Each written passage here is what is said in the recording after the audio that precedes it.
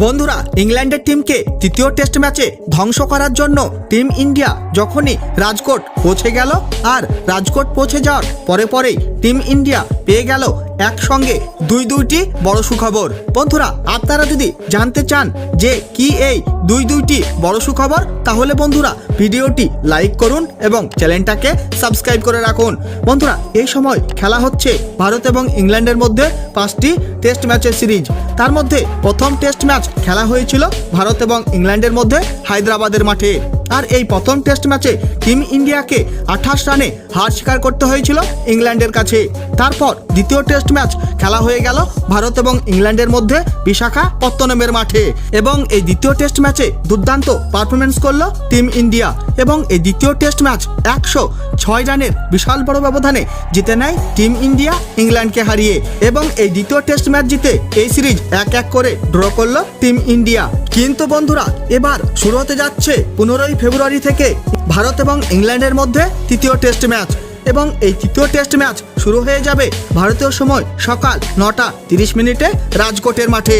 কিন্তু বন্ধুরা, team India যখনই রাজকোট পৌঁছে গেল, আর রাজকোট পৌঁছে যাওয়ার পরে পরেই টিম ইন্ডিয়া একসাথে পেয়ে গেল দুটি বড় সুখবর। তার মধ্যে প্রথম বড় সুখবর হচ্ছে যে আপনারা প্রথম টেস্ট ম্যাচে খেলতে দেখেছিলেন মোহাম্মদ সিরাজকে, কিন্তু বন্ধুরা ওয়ার্কলোডের কারণে দ্বিতীয় টেস্ট ম্যাচে তাকে রেস্ট দেওয়া হয়েছিল।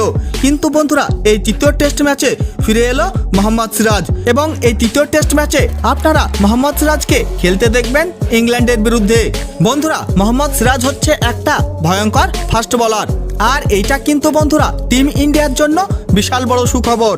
এবং দ্বিতীয় বড় সুখবর হলো যে দ্বিতীয় টেস্ট ম্যাচে ভারতীয় দলের স্কোয়াডে সুযোগ দেওয়া হয়েছিল সরফরাজ খানকে, কিন্তু বন্ধুরা টিম ইন্ডিয়া প্লেইং 11-এ সুযোগ দেওয়া হয়নি সরফরাজ খানকে। কিন্তু বন্ধুরা, আপনাদের জানার জন্য বলে রাখি যে এই তৃতীয় টেস্ট ম্যাচে ভারতীয় দলের হয়ে ডেবিউ করতে দেখবেন তৃতীয় টেস্ট ম্যাচে ইংল্যান্ডের বিরুদ্ধে সরফরাজ খানকে, এবং সরফরাজ খান হচ্ছে মিডল অর্ডারের ভয়ঙ্কর একটা ব্যাটার, আর তাকে যদি সুযোগ দেওয়া হয় তৃতীয় টেস্ট ম্যাচে ইংল্যান্ডের বিরুদ্ধে ভারতীয় দলের প্লেইং 11-এ, তাহলে সে একাই জিতিয়ে দেবে এই তৃতীয় টেস্ট ম্যাচ। আর এইটা কিন্তু বন্ধুরা সুখবরের থেকে কম কিছু নয়। বন্ধুরা, টিম ইন্ডিয়া কি পারবে এই তৃতীয় টেস্ট ম্যাচ জিততে ইংল্যান্ডের বিরুদ্ধে? অবশ্যই কমেন্ট করে জানিয়ে দেবেন আপনাদের মতামত। বন্ধুরা, ভিডিওটি শেষ পর্যন্ত দেখার জন্য ধন্যবাদ জানাই। তাহলে দেখা হবে নেক্সট কোনো ভিডিওতে।